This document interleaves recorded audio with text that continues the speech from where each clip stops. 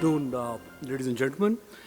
So this is the third session on strengthening federalisms in the India Economic Forum that is being organized by CII and the SKOCH group.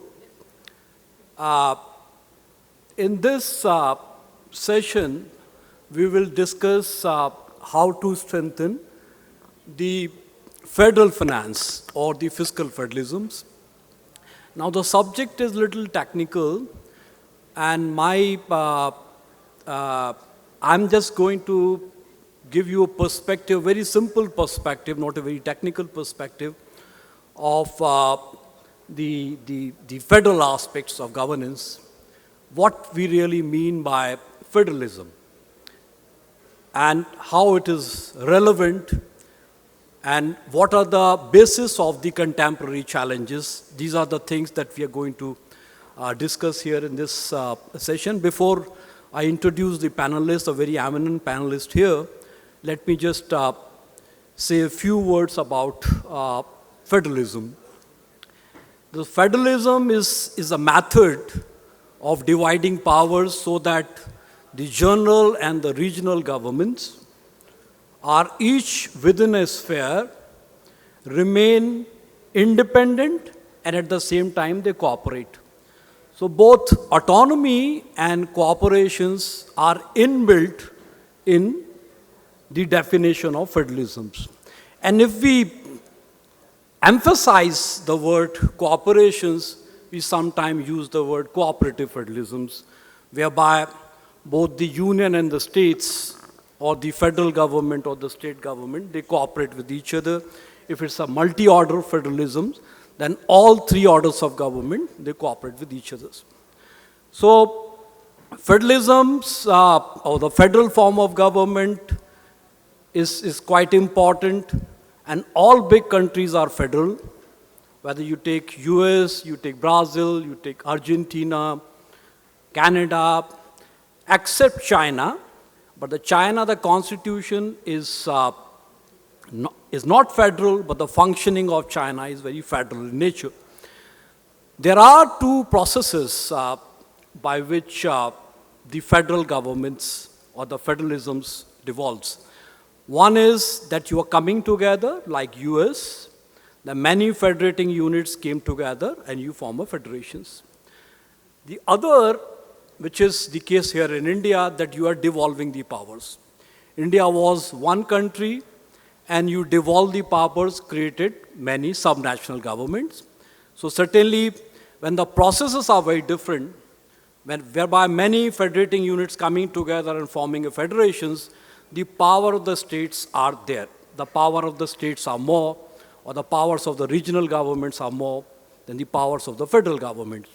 Whereas if you devolve the powers from the top, then certainly the powers of the central government or the federal government or the union government is little higher than the subnational governments.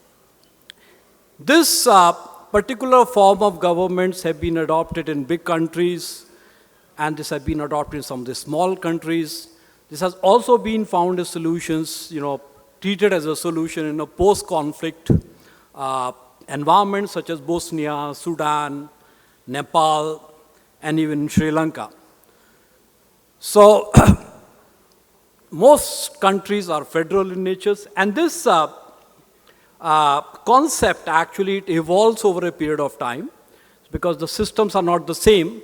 So India has made about 100-odd constitutional amendments. US made 27 constitutional amendments.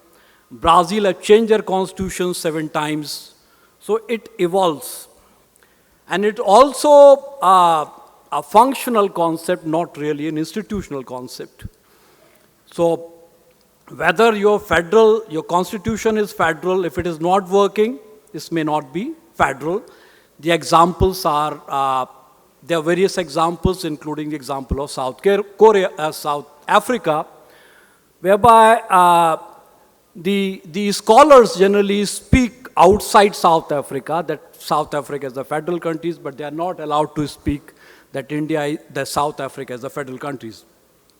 And there are many non-negotiables under the federal polities, you have to have a written constitutions, and the constitution has to be very, very rigid, so that if you need to change the constitution, you have to have at least 2/3 majorities. At least, there should be at least 2 orders of government, and both have the power to legislate. There could be 3 orders of government, but at least there should be 2 orders of government. And in case any kind of conflict arises, there should be some courts to interpret the provision of the constitutions. There are 4 pillars of fiscal federalism. First is the assignments of responsibilities. Various orders of government need to be assigned certain responsibilities. And there is some order internationally. Some literature has been written on this. The prominent among them is by Richard Musgrave, the father of the modern public finance. When you assign the responsibilities, you also assign the concomitant revenue handles. Generally, there is a mismatch between the responsibility assignment and the revenue assignment. So, there would be intergovernmental, that is the third pillar. So you need to transfer resources. Generally, the resources are transferred from the top to the bottom. There were cases when the resources were transferred from the local government upwards. The case there was the Yugoslavia and USSR, and many experts say that led to their disintegrations. So when you transfer resources, you also need certain institutions. There's some impartial institutions, and they can decide that how much money need to be vertically transferred and which state or which regional government should get what. So the examples there are like in Australia, whereby they created a Commonwealth grant commissions, because one of some national unit that is, they threatened to secede. So it's about 100 years ago, they created the Commonwealth grant commissions. On that lines, India created the finance commissions. Similarly, there are cases in South Africa whereby you have a fiscal and financial commissions. So you have a revenue assignment, you also have expenditure assignments and intergovernmental transfers, and then the institutions. Now come to the case here in India. Article 1 of the Constitution says that India, that is Bharat, shall be the union of states. The Constitution does not say that India is a federation of states. It only says a union of states. Because if you adopt a federal form of government in the constitutions, this is what Ambedkar thought of, then there will be a provision of secessions. But in Indian constitutions, only coming in, you cannot go out. I'll just take a minute. Okay. So it's a union of states. But there are a number of features by which we can say that India is a federal constitution. First, that there are 2 orders of government, and both have the powers to legislate. There are institutions which transfer resources, for example, the institution of finance commissions. And between the states and the local government, you have institutions like the state finance commissions. So in India, the Federal Assembly, it comprises the union government, 28 states, because now the Jammu and Kashmir has been made union territories with legislature. So there are now 28 states. 10 of them are considered special category states or a hilly or northeastern states. They get special fiscal dispensations from the union governments as well as institutions like finance commissions. There are 9 union territories. 3 of them are with legislatures, and rest of them are other union territories.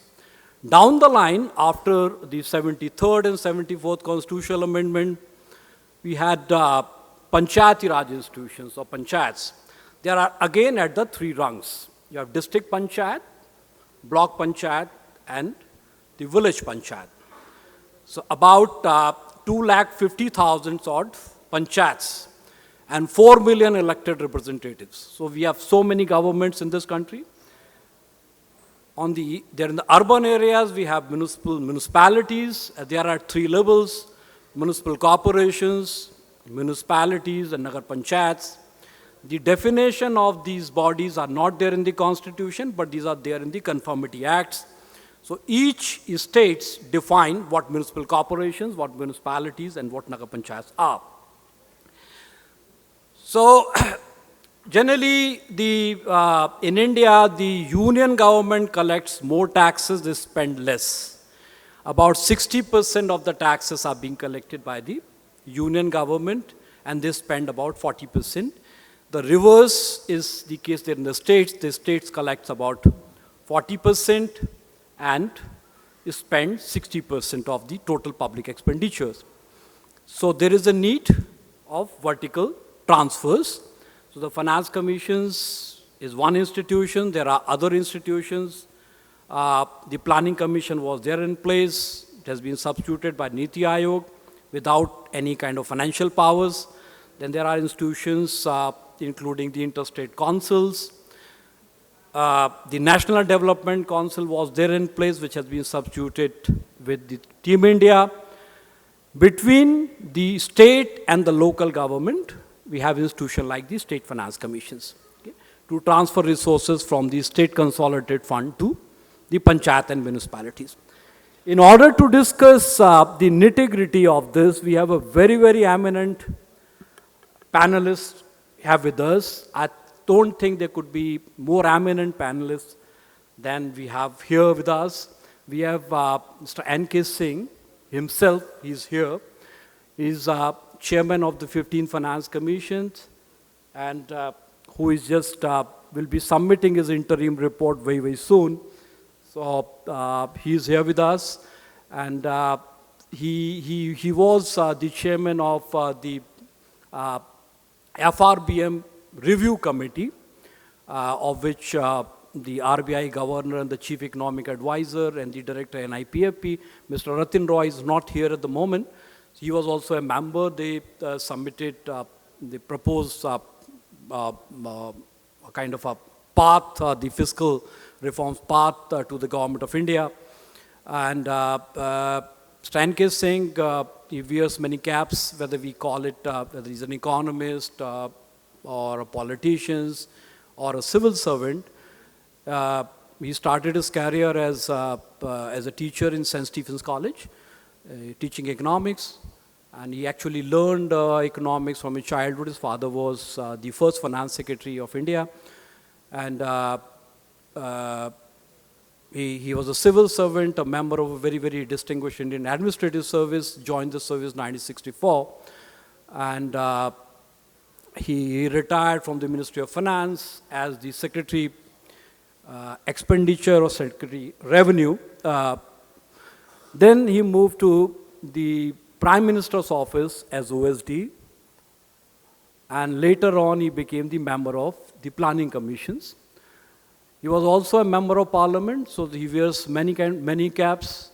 In one word, I can say that he's a senior statesman. And before I introduce the other panelists, I would like to request Dr. N.K. Singh.